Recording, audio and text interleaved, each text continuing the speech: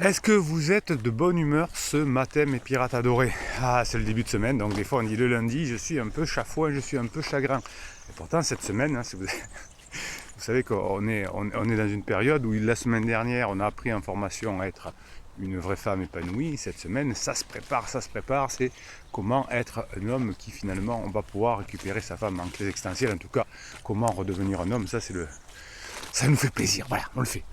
Aujourd'hui, justement, on va parler pourquoi parfois on est chafouin, pourquoi pendant la crise existentielle on pète les plombs, pourquoi on est de mauvaise humeur. Eh bien, et si ça venait de notre amygdale? Là, vous savez qu'ici, sur cette chaîne, on est des pirates, on est des pirates, et on adore les neurosciences. Et donc, on se dit que finalement, si on savait comment bien fonctionne notre cerveau, ce serait peut-être plus facile pour nous. Donc, l'amygdale, c'est une région de votre cerveau qui est responsable de la persistance d'émotions négatives, c'est dans l'amygdale que ça se passe. Il suffit d'avoir un mauvais trigger le matin, c'est-à-dire qu'un petit désagrément, que je sais pas, on a fait tomber son café, il pleut alors que j'avais prévu de bronzer aujourd'hui. Et là, ça y est, c'est parti, on a un mauvais trigger et c'est parti pour plusieurs heures. Donc quand on est en crise existentielle, c'est pire, puisque l'amygdale surfonctionne finalement et on n'arrive pas à arrêter sa mauvaise humeur. Et c'est pour ça qu'on est down pendant un moment.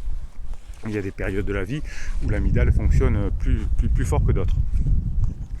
L'amygdale, c'est une petite région qui est située dans votre cerveau et qui va finalement vous créer bien des désagréments, c'est-à-dire vous rendre de mauvaise humeur. Et quand vous êtes en crise ou quand votre conjoint est en crise, c'est pire. Donc cette amygdale, on la connaît aussi pour son implication dans la peur. Vous avez une formation d'ailleurs sur comment gérer ses peurs. Ça se gère, on gère aussi l'amygdale. Donc je vous rappelle que toutes les formations et les coachings, c'est en descriptif de cette vidéo. Vous cliquez sur le descriptif de cette vidéo, vous avez les liens, le catalogue de formation, le coaching avec toutes ses fonctions, 1 heure de coaching, 15 jours de suivi avec toutes ces possibilités, notamment avec des formations offertes. Et puis vous avez le bouquin aussi, vous avez la neuroscience, le bouquin c'est comment sauver son couple. Enfin, vous avez tout ça dans le descriptif de cette vidéo, et y compris la formation sur la peur. Et l'amygdale, effectivement, déjà aussi bien connue pour être présente dans la peur, dans le stress post-traumatique, par exemple. L'amygdale est aussi quelque chose qui est très connu dans la prise de décision. Quand mon amygdale fonctionne trop, quand je suis de mauvaise humeur, je vais prendre des décisions liées à cette mauvaise humeur, donc des choses qui ne sont pas très positives. Et on montre en neurosciences d'ailleurs, c'est l'université de Floride, il me semble, qui a travaillé ça récemment, qui nous explique que face à un stimulus négatif, eh bien, si on a l'amygdale qui surfonctionne, eh bien, on va avoir des mauvaises décisions pendant un certain temps. Donc ne prenez pas des décisions quand vous êtes de mauvaise humeur, mais comme vous êtes des pirates, vous n'êtes jamais de mauvaise humeur, exactement comme ça. Ah, on le sait. Donc pourquoi les émotions négatives vont persister chez votre conjoint en crise, ou vous quand vous êtes un peu chafouin, un peu énervé? Eh bien parce que l'amygdale est impliquée dans les expériences émotionnelles qui sont subjectives et qui vont attribuer des valeurs à l'expérience.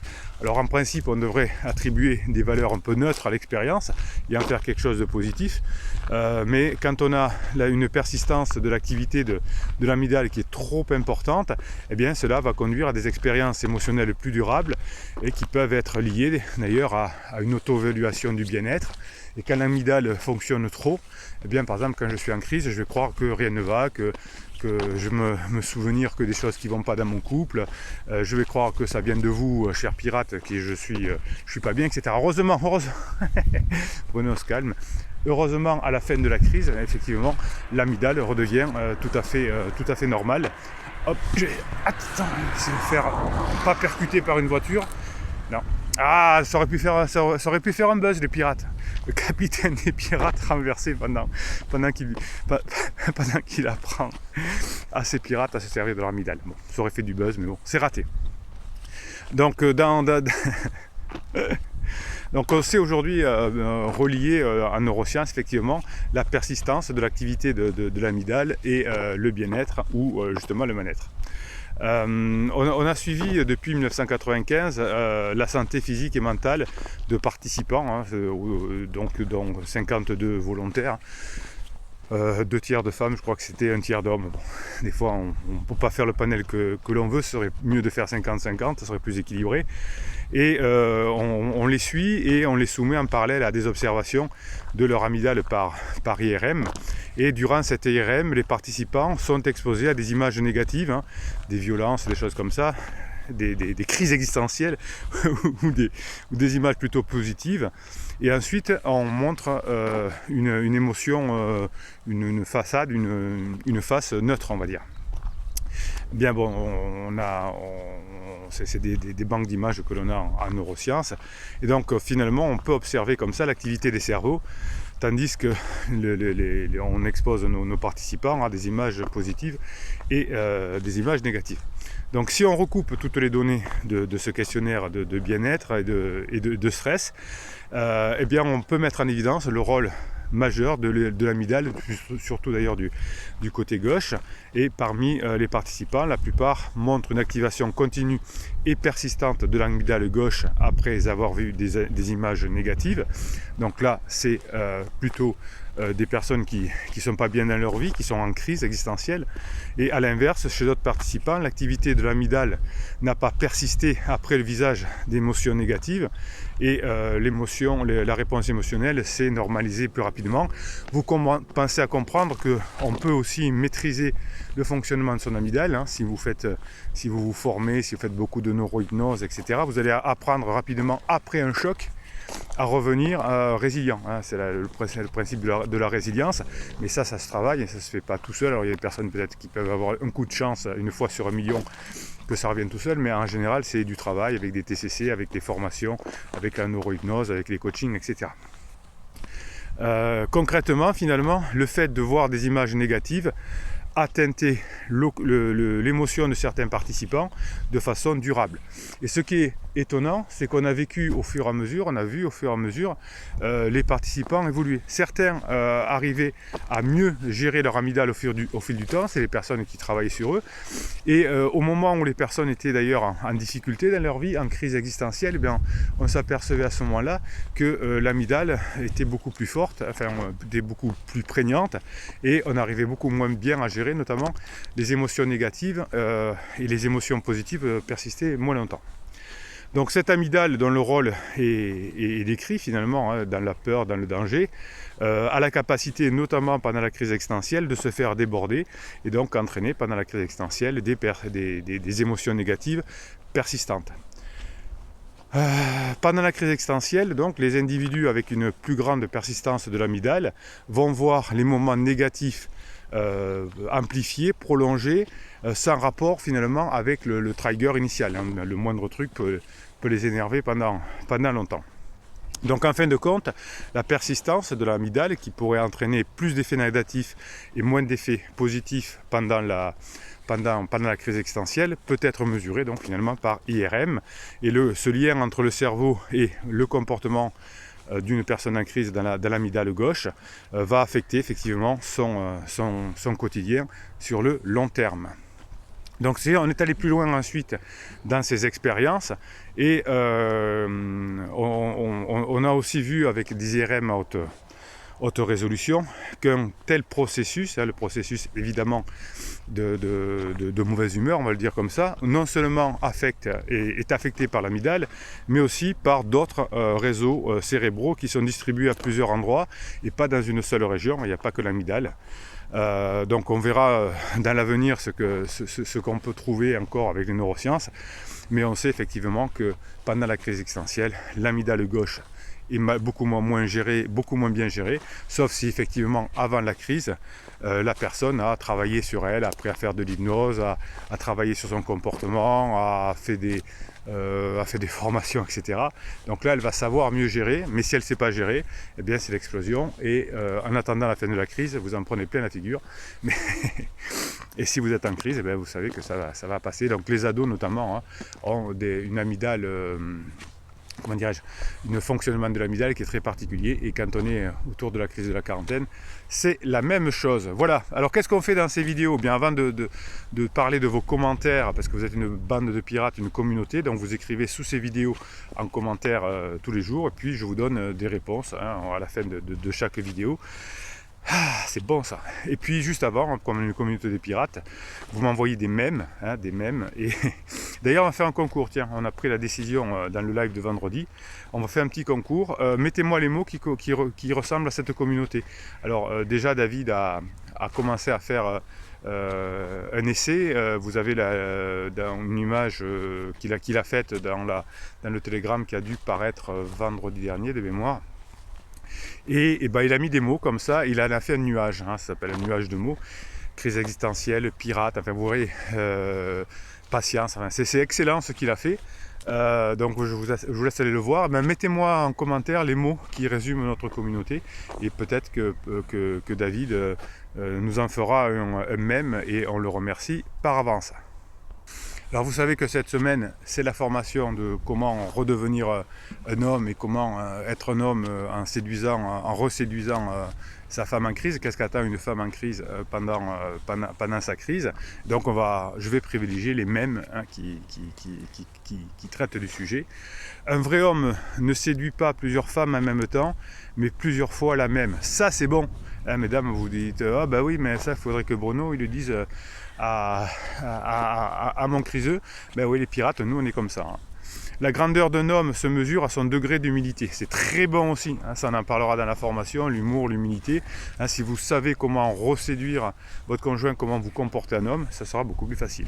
Le cœur de l'homme est comme la mer, il a ses tempêtes, il a ses marées, et dans ses profondeurs, il a aussi ses perles. Oui, voilà, donc quand votre conjoint en crise aura terminé sa crise, ben, vous retrouverez ces perles.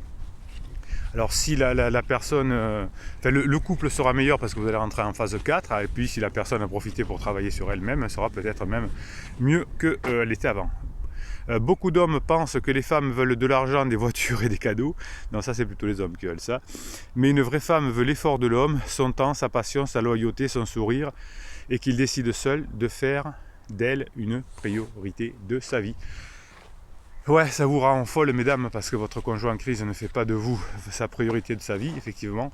Donc vous, vous allez attendre que ça passe, vous allez être patient, vous allez faire les formations, vous allez faire la neurohypnose, vous allez faire les coachings, tout ce que vous voulez.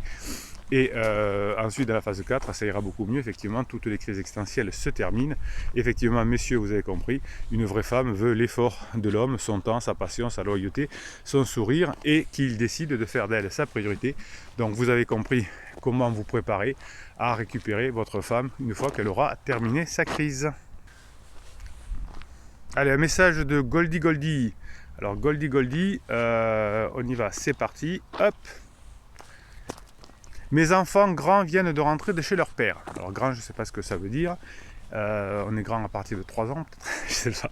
Donc il a commencé par leur dire qu'il leur fallait qu'il les laissait un quart d'heure et qu'il allait boire un verre chez un pote voisin. Bon, quand les enfants arrivent et qu'on ne les a pas vus depuis longtemps, bon, hein, on ne commande pas. Ce à quoi ma fille a répondu qu'il devait déjà se voir mardi, qu'il les avait déplacés à ce soir parce qu'il devait déjà avoir des potes. Alors, il est resté mais n'avait rien à leur raconter. Et ils ont ramé pour avoir un semblant de conversation, d'échange, puis ils sont rentrés. Donc effectivement, quand une personne est en crise, vous voyez que c'est pas tellement contre vous qu'il en a, mais c'est contre lui-même. Et c'est ainsi finalement qu'il va pouvoir peut-être, comment dire, c'est contre lui-même qu'il en a en réalité, hein. Je cherche mes mots ce matin, donc c'est pas contre vous, c'est pas contre ses enfants, c'est contre lui-même, il n'arrive pas à déborder, à maîtriser notamment son amygdale gauche, comme on l'a vu dans cette formation. Je suis consterné, non, il ne faut pas être consterné, c'est la crise existentielle, elle est comme ça. Il s'enfonce de plus en plus avec des gens qui le tirent dans un autre monde que celui où nous sommes dans sa famille. C'est un peu normal pendant la crise existentielle, hein. Comme on se sent mal, on va chercher des personnes qui nous font du bien à court terme. On le regrette bien sûr à la fin de sa crise existentielle ensuite, hein.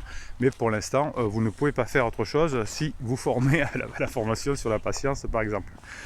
Samedi c'était son anniversaire, non c'est son anniversaire, et là non plus il n'aura pas le temps de les voir, mais ses multiples potes et sûrement des femmes à la recherche d'hommes libres. Bon, vous voyez que là en revanche Goldie a beaucoup de colère, ce qu'on peut comprendre, hein, contre son conjoint en crise.